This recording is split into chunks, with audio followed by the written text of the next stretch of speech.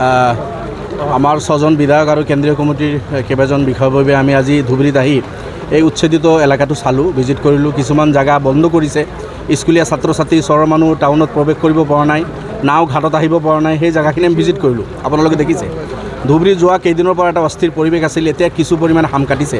আমিও শান্তি বিচাৰোঁ। আমি আমাৰ বিধায়ক ডাঙৰীয়া নজৰুল হক ডাঙৰীয়া তেখেত আৰু ধুবুৰী বিধায়কসকলে ইয়াৰ আগতো DC সাহেবৰ লগত SPৰ লগত DGP তেখেতসকলৰ লগত বহি এটা শান্তি প্ৰতিষ্ঠা হ'ব লাগে, তাৰ কাৰণে কেইবাদিনৰ পৰা তেখেতসকলে অহৰহ চেষ্টা কৰি আছে। আজি আমি সৰজমিন তদন্ত আমি নিজেও আহিলোঁ, পাৰ্টিৰ ফালৰ পৰা মৌলানা বদৰুদ্দিন আজমল সাহেব প্ৰাক্তন MP তেখেতৰ ফালৰ পৰা আমি আহি চালোঁ। তো দুটা বস্তু আমাৰ দৃষ্টিগোচৰ হৈছে। এটাটো হ'ল এই চহৰত প্ৰায় লক্ষাধিক মানুহ বসবাস কৰে, আপোনালোকে জানে, গোটেইখিনি ধুবুৰী জিলাৰ। এই ধুবুৰী জিলাৰ মানুহ, ধুবুৰী প্ৰশাসনিক কাম কাজ তেখেতসকলে টাউনত আহিব লাগিব। তেখেতসকলৰ ল'ৰা ছোৱালী স্কুল কলেজত পঢ়ে টাউনত, তেখেতসকলৰ ব্যৱসায় বাণিজ্য টাউনৰ লগত, বস্তু কিনা বেচা টাউনত আহিব লাগে। এই মানুহখিনিক অহা যোৱাৰ যিটো ৰাস্তা আছিল, নাও আহে, এই ৰাস্তাবিলাক বন্ধ কৰিছে। বিশেষভাৱে ছাত্ৰবিলাকে আজি স্কুলত আহিব পৰা নাই আৰু সামান্য সৰুকৈ এটা ঘাট খুলি ৰাখিছে, তাতে নাও আহি লাইন পাতি থাকিব লাগিব। ঘাটত জাগা ল'বলৈ হ'লে ছাত্ৰ ছাত্ৰী স্কুলৰ সময় গুচি যাব, বেমাৰী পেচেণ্ট হস্পিটেলত আহোঁতে নাওতে দুৰ্ঘটনা হৈ যাব পাৰে। এই যিবিলাক কাণ্ড কৰি আছে এইটো কোনোপধ্যে গ্ৰহণযোগ্য নহয়। আমি চালোঁ, আমি অতি সোনকালে প্ৰশাসনৰ পৰা বিচাৰোঁ যে আপোনালোকে এই ঘাটবিলাক খুলি দিয়ক, মানুহৰ সুচল ব্যৱস্থা অহা যোৱাৰ কাৰণে যিখিনি প্ৰশাসনৰ দায়িত্ব সেইখিনি দায়িত্ব পালন তেখেতসকলে কৰক। এতিয়া গৈ আমি DC আৰু SPৰ লগত বহিম আৰু এই সমস্যাখিনি যাতে সমাধান হয়।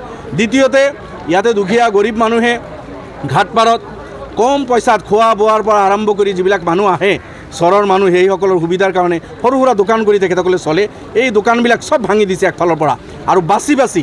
দুৰ্ভাগ্য হ'ল কিছুমান ঠাইত টাৰ্গেট কৰিছে এটা কমিউনিটিক আৰু আন এটা কমিউনিটিৰ দোকানবিলাক 2-4টা তাতে আছে তেনেকৈ। এইটো কথাও ঠিক নহয়। তাৰ মানে কি, ইল ইণ্টেনশ্যন লৈ চৰকাৰে এইটো কৰিছে।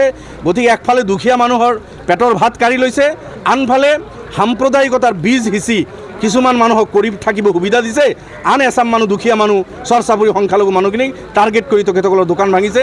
এইটো কোনোপধ্যে গ্ৰহণযোগ্য নহয়। ইয়াৰো আমি বিৰোধিতা কৰিছোঁ আৰু আমি প্ৰশাসনৰ লগত এতিয়াই বহিম, আকৌ যাতে এইখিনি মানুহক এনেকুৱা ধৰণৰ সুবিধা মিউনিচিপালিটিৰ পৰা পাৰ্মিশ্যন লৈ কৰিছিল, তেখেতসকলে খাজনা দিয়ে, টেক্স দিয়ে, ঠিক তেনেকৈ এই সৰু সুৰা মানুহ চৰকাৰে মানুহক সংস্থাপিত কৰিব লাগে, সংস্থাপনৰ ব্যৱস্থা দিব লাগে।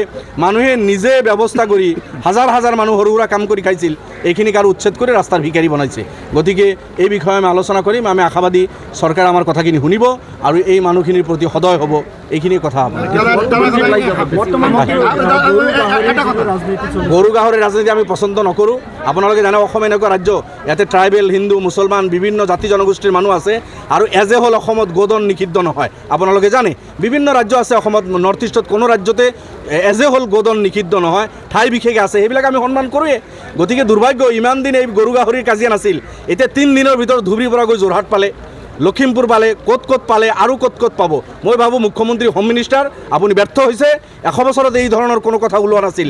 আজি আপুনি নিজে শক্তিশালী বুলি কৈ আপুনি কিয় কণ্ট্ৰল কৰিব পৰা নাই? মুখ্যমন্ত্ৰীৰ প্ৰতি আহ্বান থাকিল, আপুনি কণ্ট্ৰল কৰক। এই গৰু গাহৰিৰ কাজিয়া আমি নিবিচাৰোঁ। অসমৰ হিন্দু মুছলমানে শান্তিত থাকিব বিষয়ে মই খুব বেছি নকওঁ। গৌৰৱ গগৈ আপাৰ আছামত BTADত, কাৰ্বি আংলং, ডিমা হাছাও এইবিলাকত অলপ ভালকৈ মেহনত কৰক। আমিতো এইফালে কাম কৰি আছোঁ লয়াৰ অসমত। নহয়, সেইটোৱে বন্ধ কৰা নষ্ট, সেইখিনি আমি প্ৰশাসনৰ লগত কথা পাতিম। শ্বুট এণ্ড চাইট এইটো কোনোপধ্যেই লিগেল কথা নহয়, অসাংবিধানিক কথা আৰু মানুহক যিটো ভয়ত আতংকত ৰাখিছে, এই চব দূৰ হ'ব লাগিব। ধুবুৰীৰ সাধাৰণ নাগৰিক, হিন্দু হওক, মুছলমান হওক, মাৰোৱাৰী হওক, চব ভাল, চব মিলিজুলি থাকিব বিচাৰে। কোনো এলিমেণ্টছে যদি বেয়া কৰিব বিচাৰিছে সেইখিনি চৰকাৰে কণ্ট্ৰল কৰক। মুখ্যমন্ত্ৰীয়ে ইতিমধ্যে কৈছে যে কোনোবাই যদি গৰুৰ মাংস থৈ আছে আপোনালোকে গাহৰিৰ মাংস, এইটো পাতল কথা। মুখ্যমন্ত্ৰীৰ মুখেদি এই কথা ক'ব নালাগে।